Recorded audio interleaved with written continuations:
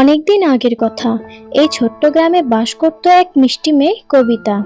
কবিতার সাথে তার বাবা মাও থাকতো।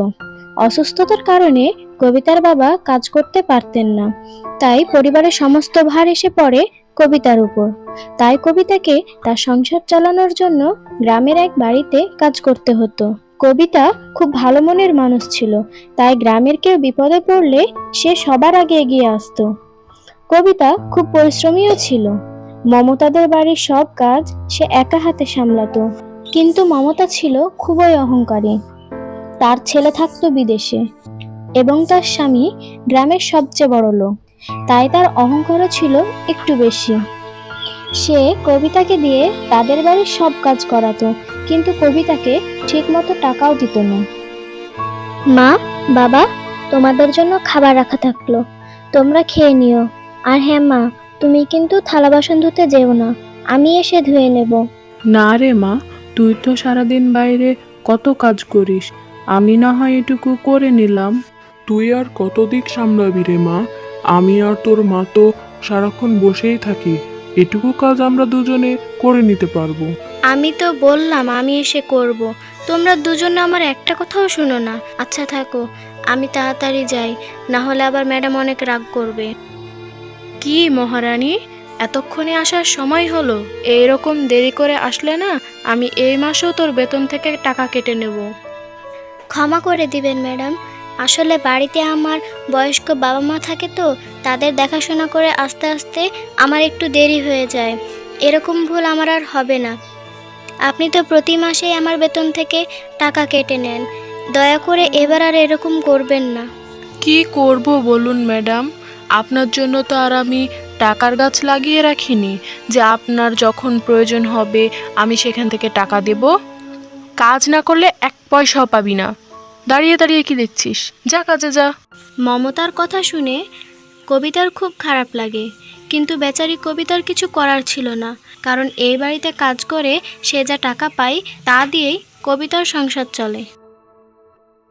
একদিন এক ক্ষুধার্ত লোক মমতাদের বাড়ির সামনে দিয়ে যাচ্ছিলেন। তখন তিনি মমতাদের বাড়ির সামনে কমলা গাছটি দেখতে পান। কেউ আছেন? বাড়িতে কেউ আছেন?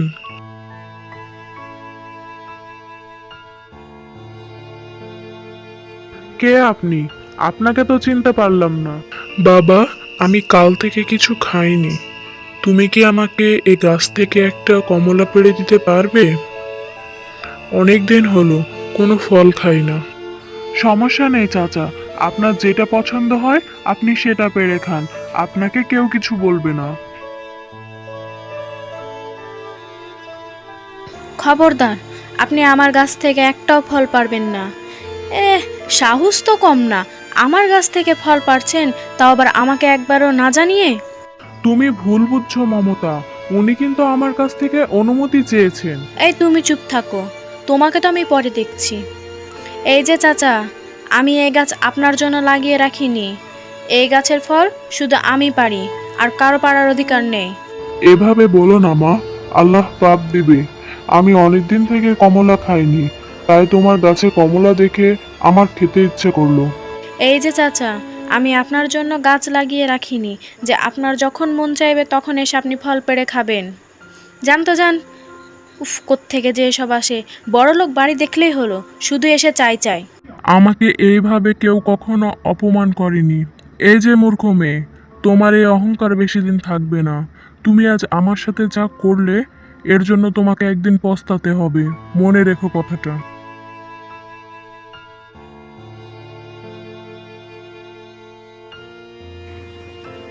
চাচা, একটু দাঁড়ান। কে তুমি? আমার কাছে কি চাই? দেখো মেয়ে, আমি এখন অনেক রাগান্বিত হয়ে আছি। দয়া করে আমাকে বিরক্ত করতে এসো না, নিজের পথে যাও।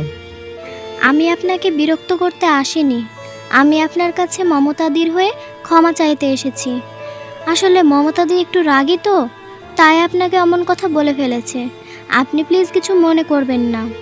চাচা, আপনি যদি কিছু না মনে করতেন তাহলে একটা কথা বলতাম। আপনি দয়া করে আমাদের বাড়িতে চলুন না, আপনার সেবা করার আমাকে একটা সুযোগ দিন। কবিতার এমন কথা শুনে লোকটির রাগ কমে যায় এবং সে কবিতার সাথে কবিতার বাড়ি যাওয়ার জন্য রাজি হয়ে যায়।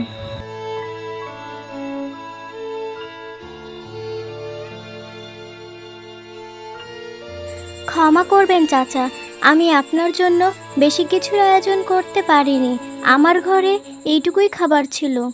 কবিতার এমন আন্তরিকতা দেখে তিনি অনেক খুশি হন এবং তৃপ্তি সহকারে কবিতার দেওয়া খাবারগুলো খেতে থাকেন। তোমার ব্যবহার দেখে আমি মুগ্ধ হয়েছি। তোমার ঘরে দামি কোনো জিনিস নেই, বা তোমার ঘরে দামি কোনো খাবারও নেই, কিন্তু তোমার সুন্দর একটা মন আছে, আর তুমি এই মন দিয়ে অনেক দূর যাবে। একথা বলার পর তিনি কবিতার হাতে বীজ ভর্তি একটা ব্যাগ দেন আর কবিতাকে তার বাড়ির সামনে এই বীজগুলো বপন করে দিতে বলে।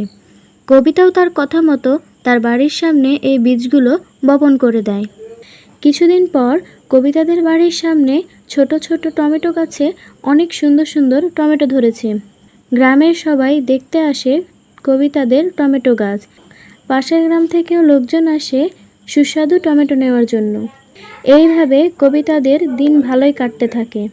অন্যদিকে মমতার শোচনীয় অবস্থা হয়ে যায়। তার স্বামী অসুস্থ হয়ে কিছুদিনের মধ্যেই মারা যায়। এদিকে মমতার ছেলেও মমতার কোনো খোঁজ খবর নেয় না। এইভাবেই মমতা তার করা পাপের ফল পেয়ে যায়।